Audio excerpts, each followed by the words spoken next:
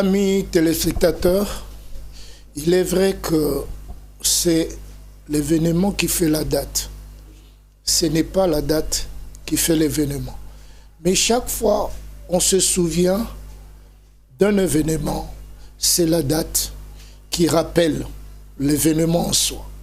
C'est un peu compliqué. Aujourd'hui, nous parlerons de 26 août. Il y a 8 ans à peu près, depuis que cette date s'est inscrite dans l'histoire vivante de l'église kimbanguiste. Le 26 août, ce n'est pas une date majeure, c'est une date mineure, dont l'influence n'est pas forcément spirituelle, mais l'influence est purement administrative et quelquefois politique. Le 26 août 2001, c'est ce jour-là que la consanguinité directe de Papa Simon Kimbangu présentait devant l'église la personne de Papa Simon Kimbangu Kiangani comme étant les successeurs du trône, donc chef spirituel et représentant légal. Né. Si l'Église en tant qu'institution a des dispositifs réglementaires qui portent, qui éclaircissent ou qui définissent les profils de celui qui doit être le représentant légal, mais une chose est vraie que l'Église étant une institution doit se référer à la famille qui n'est pas une institution. Donc, c'est dans la famille que proviendra le chef spirituel. C'est lui qui doit piloter les destins de l'église, dans l'église kimbanguiste.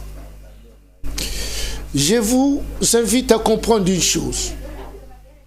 Bien que la constitution ou le statut de l'église ou la conférence ou l'assemblée générale de l'église kimbanguiste a stipulé que le chef spirituel sortira de la lignée consanguine directe de la famille Kimbangu. Mais il n'a pas été dit que tous ceux qui appartiennent à la lignée consanguine directe sont éligibles pour devenir le chef spirituel. Mais c'est seulement celui qui sera oint, le oint de l'Éternel. Comme nous le remarquerons dans l'histoire de Joseph. Quand on demandait à Isaac, parmi tes enfants, il dira, un de ses enfants, Joseph n'est pas là. Il est en train de paître le troupeau. C'est là que l'envoyé de Dieu dira, c'est celui-là qui a été roi. En lingala dit mon pakolami. Et depuis 1957, que les Bambouta, les anciens, ont résolu lors du congrès en Kamba, je parle en termes du conclave, parce que le congrès a eu lieu en 1958, mais en 1957, c'était le conclave en Kamba, où les Bambouta se sont retrouvés pour définir le profil de celui qui serait le représentant légal et chef spirituel de l'église kimbanguiste, en remplacement de Papa Simon Kimbangu, en son temps. Là, on est en 1957. C'était en Kamba. Devant Maman Mouilou, l'autorité morale, et Papa Dialungana et Papa Diangenda étant à Kinshasa, Papa Dialungana en Kamba n'avait pas participé à cette rencontre. À l'issue de cette rencontre, les Bambouta seront unanimes autour de la personne de Papa Diangenda. Pour y arriver, il y a eu quelques critères qu'ils ont mis sur la table.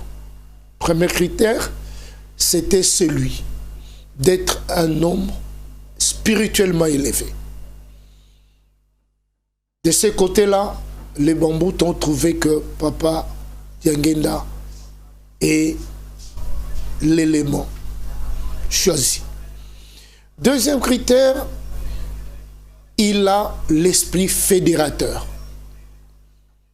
Il avait l'esprit fédérateur. Il savait réunir les différents groupes qui parlaient de Papa Kimbangu, surtout de son histoire. Troisième critère, c'était un homme qui était socialement posé ou assis. Donc, il disposait de moyens. Quatrième critère, c'était un homme qui était en contact avec le pouvoir colonial. Donc, un bon négociateur, une interface valable. Partant de ces critériums, l'unanimité était jetée sur la personne de Papa Diangenda. Et pourtant, c'est depuis 1939, le 9 août, que Papa Kimbangu a dit à son fils, c'est toi qui me succéderas. Et il a hautement exprimé ce désir le 15 novembre 1952. Là, on est à Kinshasa. Et le jour où il lui annoncera l'accident qu'il contractera à Lokulu. 6 ans après. Donc, le choix de Papa Diangenda remonte ni de ses frères, ni des fidèles, encore moins de sa famille. C'est Papa Kimbangu, le divin lumineux, qui a porté le choix sur un de ses fils, Papa Diangenda, et là, ouin. Il a sera de même, ou il en a de même de Papa Simon Kimbangu Kiamani. Celui-ci savait déjà en 1976 que c'est lui qui dirigera l'Église après l'existence de trois papas. Et à ce moment-là, il décrira quelques faits qui démontrera que parmi les enfants de papa, c'est celui qui a été ouin.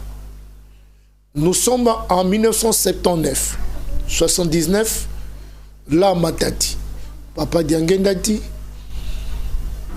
vous vous interrogez sur les successeurs du trône après ma mort. Dieu n'est pas pauvre, Dieu pourvoira. Un de nos fils qui se comportera selon la volonté de Dieu, c'est celui-là sur qui Dieu portera son choix. Et Papa Simon Kimbangu Kiamani était dans les viseurs parce qu'il a été roi. Donc la cérémonie qui s'est passée le 26 août 2001, c'est une cérémonie par laquelle les frères de la lignée consanguine directe non seulement fait la présentation de l'héritier du trône sacré devant l'Église. Parce que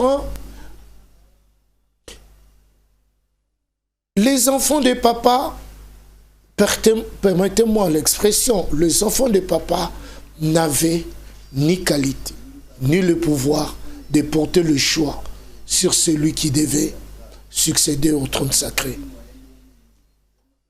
Si aujourd'hui nous célébrons cette date, c'est tout simplement pour dire que l'héritier du trône, Papa Simon Kimbangu Kiamani, fut un des petits-fils qui prenait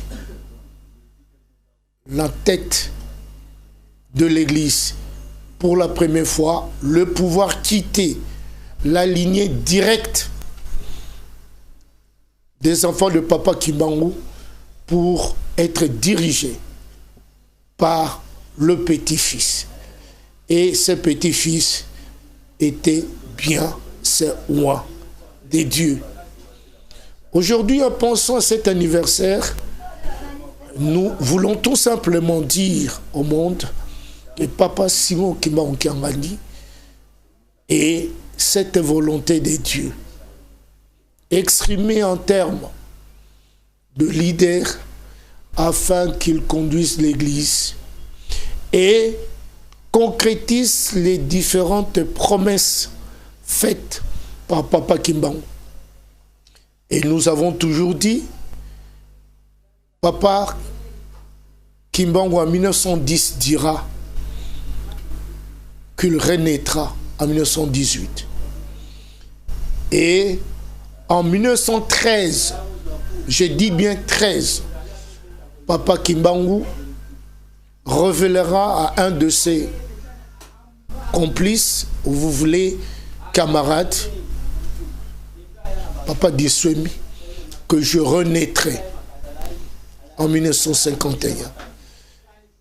Et arrivé en 1951, Papa Kimbangu s'adressera à ses frères et sœurs très attristés de sa situation parce qu'il a été arraché de l'affection de ses frères pour être relégué à plus ou moins 2 km de Nkamba, et sachant bien que là où il est allé, il ne rentrera pas vivant compte tenu des intentions que les Belges avaient vis-à-vis du mouvement kimbanguiste. Et ce jour-là, il dira à ses frères, je me suis rené dans les entrailles de Papa Dialunga Nkiangani. Si vous voulez me voir, il faut me voir dans cette famille-là. Et ce jour-là est que Papa Dialunga Nkiangani connaîtra la naissance de son deuxième fils dans l'ordre de naissance et premier fils en tant que garçon le 12 octobre 1951. Et Papa Simon Kimbangu Nkiangani, tout au long